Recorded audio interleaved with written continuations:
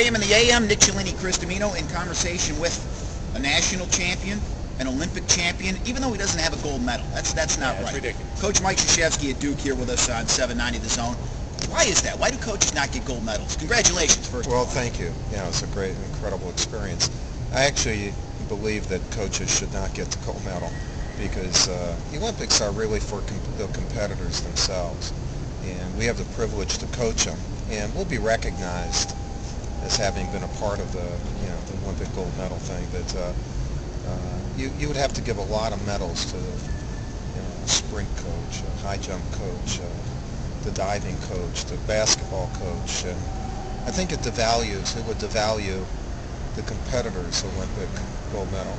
And we'll get a ring, and they'll probably give us a replica or whatever. I was going to say, how about a plaque or a watch? No, they'll give something. And yeah, I tell you what, when you do this, you don't need much of anything to to put on your wall. It's a lasting impression on your heart and mind when you win something at that level. So I'm cool with what they're doing. You got to wear one because I believe everybody on that team, which might be as good as it gets for a coach to understand that these players thought enough to give all of you that.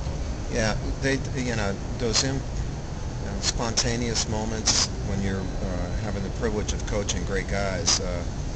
They put the medals around, all their 12 medals around my neck, Jerry Colangelo, and then the other. Thank goodness they didn't try to do it all at the same time. That would have been a hell of a thing.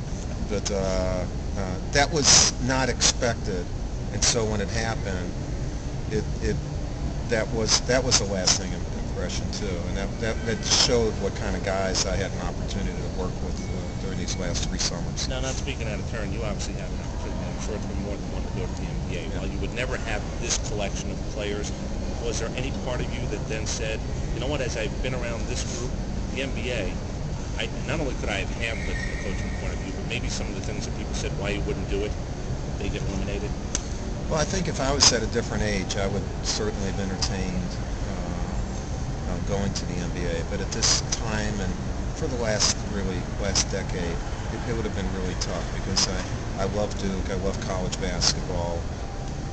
My family's all situated. I make a good buck, doing what I do, and but I do love the NBA, and I've told actually my assistants, and I would say that for younger coaches, they should look at both opportunities because our game has changed a lot.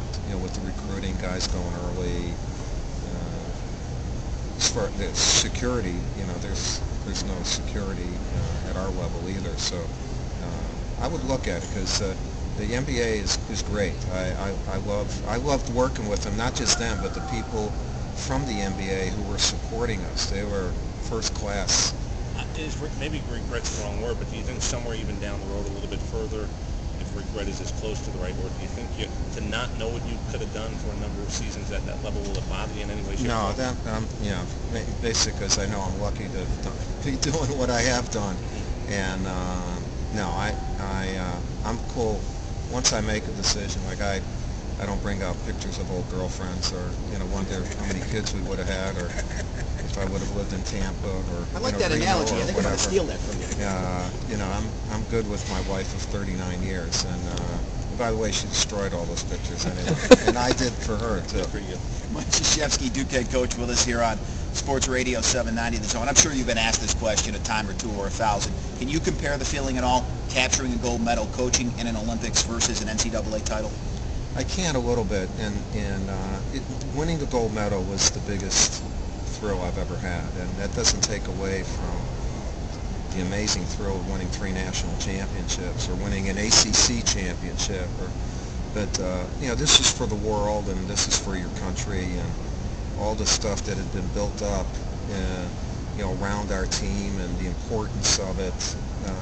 I think the players would say that too, and did say it, after the game, and that as good as winning an NBA championship was, this to do it for our country was the best, and I think that's the proper perspective. It doesn't take away from those other accomplishments. Well, that sounded hokey at all, the idea of immigrant parents and the idea of what goes on in terms of how you got to the point in your life, the people who helped get you there. Is that something that comes into play? There's no question about it, and it's an interesting point that you're making. And we not only tried to teach offense and defense, we tried to teach context and perspective over 3 years. And when we went on that floor for that gold medal game, by that time our guys realized that we were the lucky ones.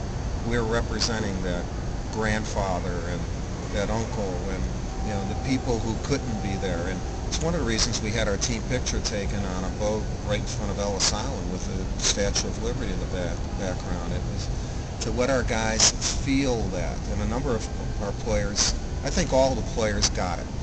And I can remember thinking, when we were on that boat looking at the Statue of Liberty, my grandfather came over, Joseph Bitu, my mom's father, and I can just think of him in 1906 with 2 suitcases and Wally on one side, Stosh on the other, and say, "Hey, Wally and Stosh, my grandson is going to coach the United States Olympic basketball team." And Wally and Stosh saying, "Hey, you dumb Polish guy, that's never going to happen." And it did happen, and it did happen, and for whoever did it for Kobe Bryant or LeBron James. And we tried to talk like that as a group so that we weren't NBA players, national championship coach or whatever.